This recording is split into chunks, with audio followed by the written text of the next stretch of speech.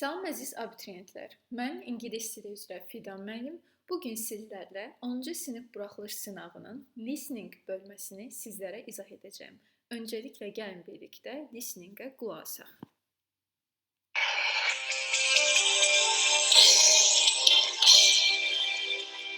At exam time, it is important to sleep well. Today, we have Dr. Baker with us in the studio, and he's going to give us 5 top tips for getting a good night's sleep. Welcome to the show, Dr. Baker. Thank you. It's great to be here. Let's start with tip 1. Don't go to bed with the television on. Some people think they can sleep well with the TV on, but the noise and the lights mean you don't really sleep well. So turn it off. Tip 2. Don't think too much before bedtime.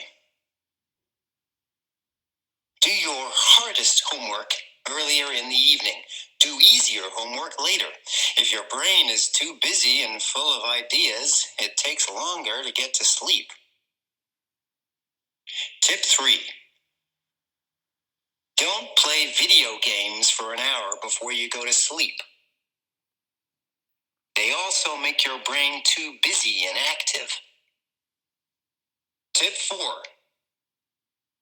Turn off your cell phone when you go to bed. What is so important that it can't wait until the morning? If possible, leave your phone in another room. Tip 5. Play music if you like, but don't play it too loud. Turn the sound down low. Thank you, Doctor. That is very useful advice for our young listeners. Gəlin birinci suala başlayaq. What's the passage mainly about? Bu tipli sualları həmişə sona saxlamanızı məsləhət görürəm, amma yaddan çıxarmamaq şərtilə. Çünki digər suallara artıq cavablandırdıqda ümumi listening nə ilə bağlıdır haqqında bizə bir fikir formalaşır. İkinciyə keçək.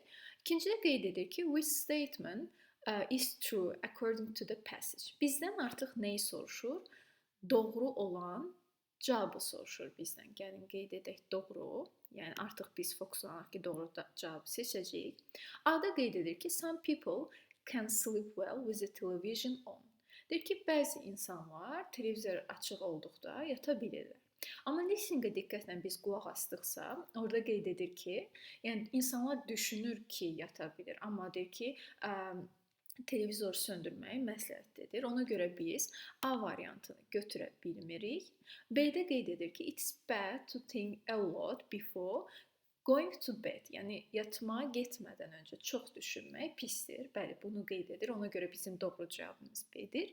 C-də qeyd edir ki, it is good to play video games before bed. Yatmağa getmədən öncə video gamlar, oyunlar oynamaq yaxşıdır. Xeyr, tam əksini burada qeyd edilib. Ona görə biz C variantını da götürmürük. D-də the guest in the studio is a teacher. Deyir ki, yəni qonaq müəllim idi. Xeyr, diqqətlə qulaq asır. Orada Dr. Baker, yəni həkim idi. Ona görə biz D variantını da götürmürük. E-də qeyd edir ki, it's bad to turn your mobile off when you go to bed. Deyir ki, yatmağa getmədən öncə telefonunu söndürmək pisdir. Əksinə, listeningdə tam əksini qeyd etdiyinə görə biz E variantını da götürə bilmirik. Doğru cavabımız B variantıdır. 3-ə diqqətlə baxaq. 3-də qeyd edir ki, which statements are true according to the passage. Artıq burada bizdə bir dənə yox, bir neçə cümlənin doğru olub olmadığını soruşur. Qeyd edir ki, Dr. Baker gave 7 tips. Deyir ki, 7 məsləhət bizə verir. Əksinə, burada 5 qeyd olunur. Ona görə biz biri götürə bilmirik. Biri çıxsaq, C variantı. Daha sonra E variantını biz burada çıxırıq. 2-də qeyd edir ki, Dr. Baker was in conference. Konferansda idi. Xeyr, TV show-ya dəvət edilmişdi. Ona görə 2-ni də çıxırıq. Qalır 3 və 4. Yenə də diqqətlə baxsaq qeyd edir ki, Dr. Baker said noise and lights can help to sleep well. Yəni deyir ki, işıq və səs yaxşı yatmağa kömək etmir. Okay, doğrudur.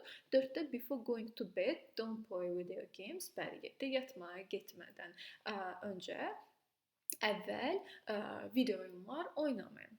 Bu da doğrudur. 3 və 4 bizim doğru cavabımız olaraq götürülür. 4-ə diqqətlə baxsaq, 4-də qeyd edir ki, write the correct answer to the question according to passage. Doğru, yəni suala listening-ə əsasən doğru cavablandırmaq lazımdır. What happens if your brain is so busy and has a lot of ideas? Deyir ki, nə baş verər deyirsən, sənin beynin çox məşğul və çoxlu ideyalarla doludursa. Əgər biz burada listening-ə diqqətlə qulaq asdıqsa, orada qeyd edir ki, gəlin birlikdə sizlə bunu yazaq.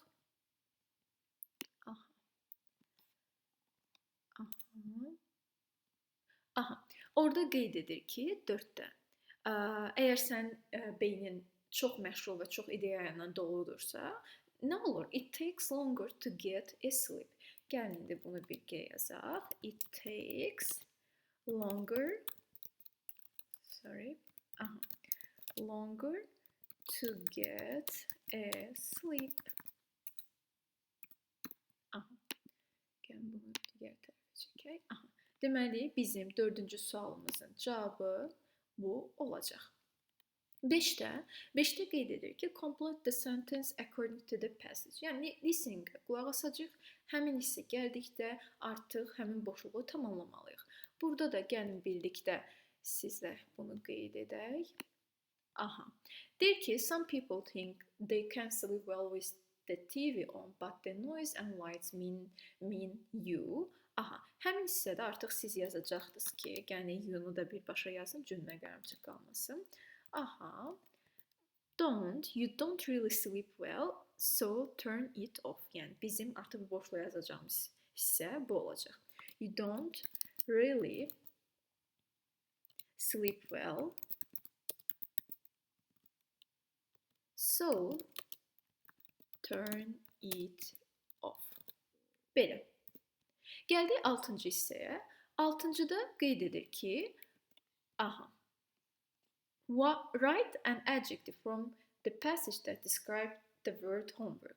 Yəni deyir ki, listening-dən elə bir adjective, yəni sifət yaz ki, homework, yəni ev tapşırığını təsvir etsin.